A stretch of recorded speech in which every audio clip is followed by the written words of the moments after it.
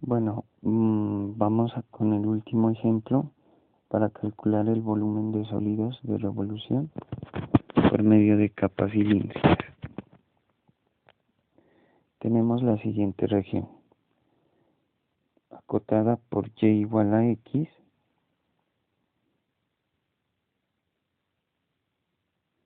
y igual a x, y igual a 2 menos x y igual a 0. Esta región, entonces, para y igual a x, la curva pasa por el origen, y para y igual a 2 menos x pasa por el punto 2,2. Entonces ahí tenemos y igual a 2 menos x, esta curva de acá, y igual a x. También tenemos la recta y igual a 0, que en este caso es el eje x. Ahora, el eje de rotación que nos proponen para esta región es y igual a 2, que es este de aquí, y igual a 2. Vamos a marcar la región acotada. La región acotada sería esta.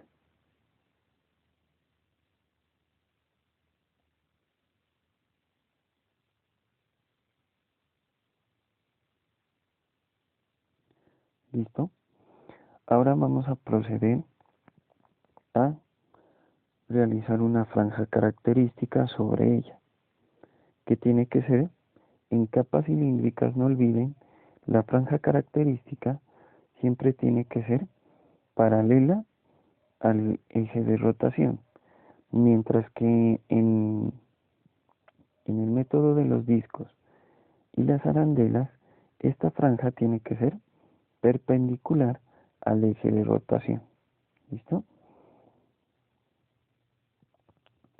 Por otra parte, en esta franja característica vamos a marcar los puntos P1 y P2, cuyas alturas desde el eje X son Y1 y Y2 para el punto 2 y Y1 para el punto 1. También vamos a determinar sus coordenadas en X. Para el punto 1 va desde este punto hasta aquí, que sería X1, y para el punto 2 iría desde este punto a este punto de aquí, que sería X2. Noten una cosa, que Y1, la altura de Y1 y Y2 son las mismas. Por tanto, le vamos a llamar Y. ¿Listo? Y1 y Y2 y Y1 son los mismos. Y lo vamos a denotar por Y. ¿Listo? Ahora, vamos a proceder a calcular los elementos de la capa cilíndrica, como son el radio promedio, la altura, el intervalo y el grosor. ¿Listo? Entonces tenemos lo siguiente. El radio. El radio iría desde la franja característica hasta el eje de rotación. ¿Listo? Perpendicular a el eje de rotación. Este sería el radio, entonces. ¿Cómo lo vamos a calcular?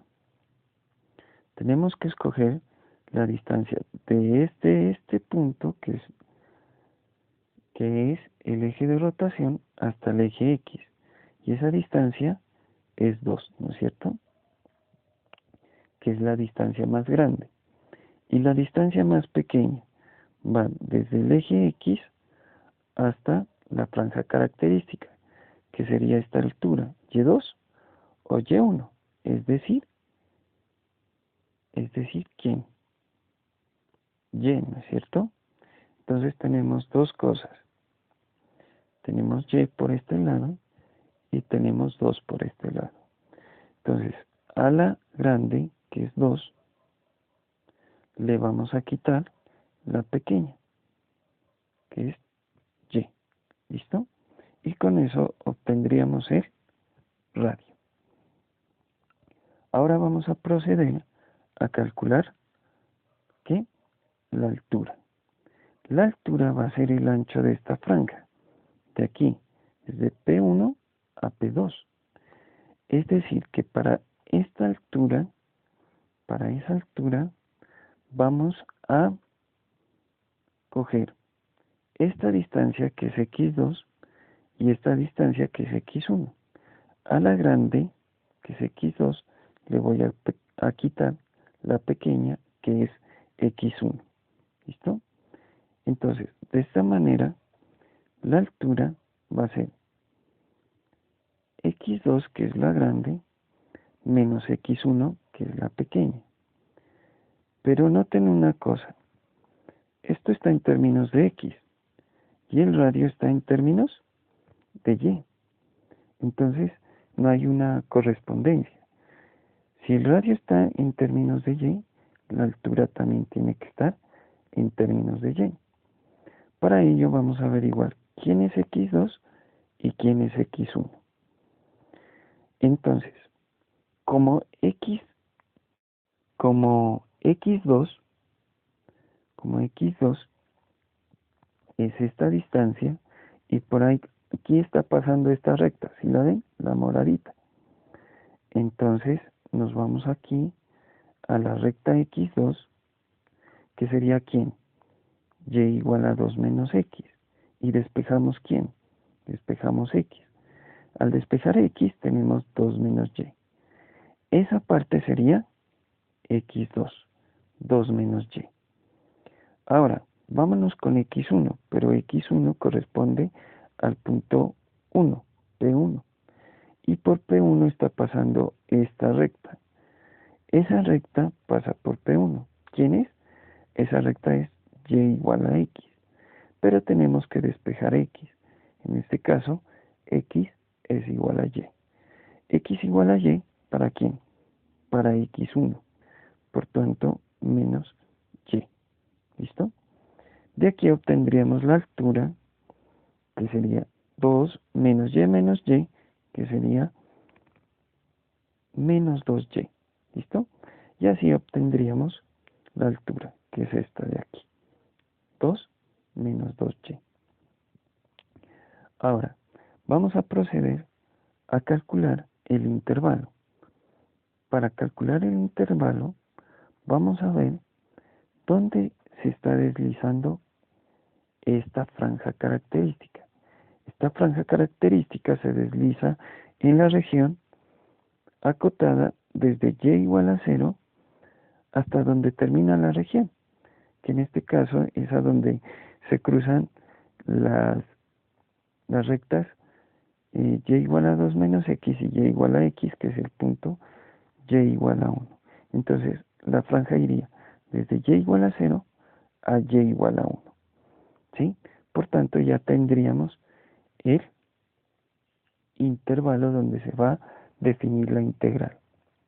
En este caso, el intervalo va a ser en y va a ser desde 0 hasta 1. Como esta franja característica se está deslizando sobre el eje y, entonces el grosor de la capa cilíndrica va a ser de y. ¿Listo? Con eso tendríamos los elementos para definir la integral. Tenemos lo siguiente entonces.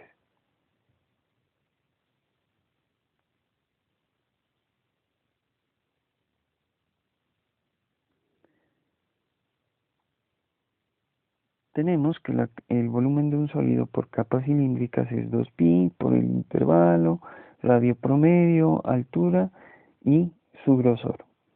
Habíamos definido que el intervalo va de 0 a 1. ¿En dónde? En y. Por tanto, el grosor es de y.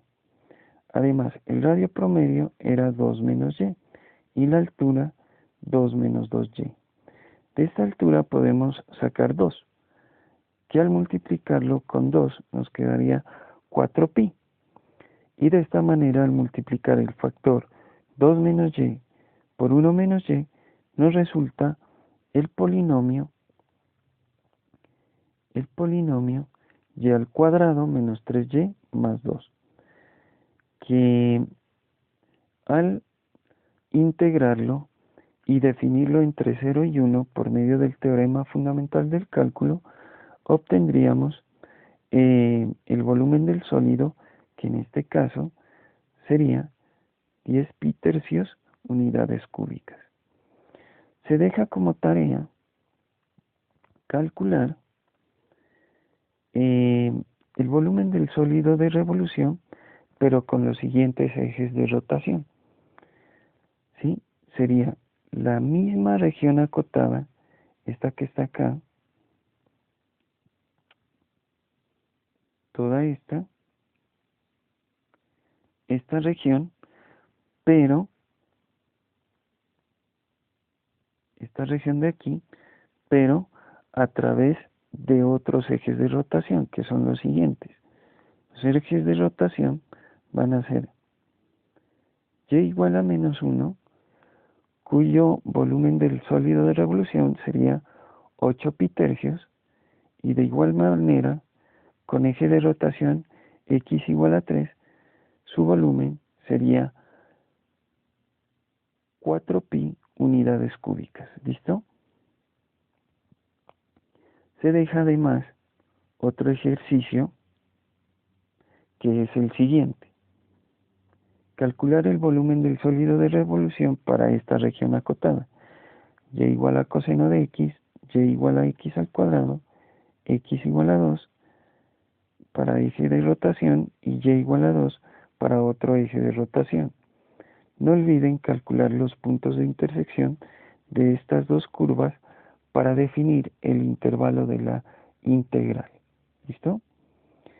A continuación voy a hacer un resumen para calcular volumen de sólidos de revolución a través de un esquema muy básico.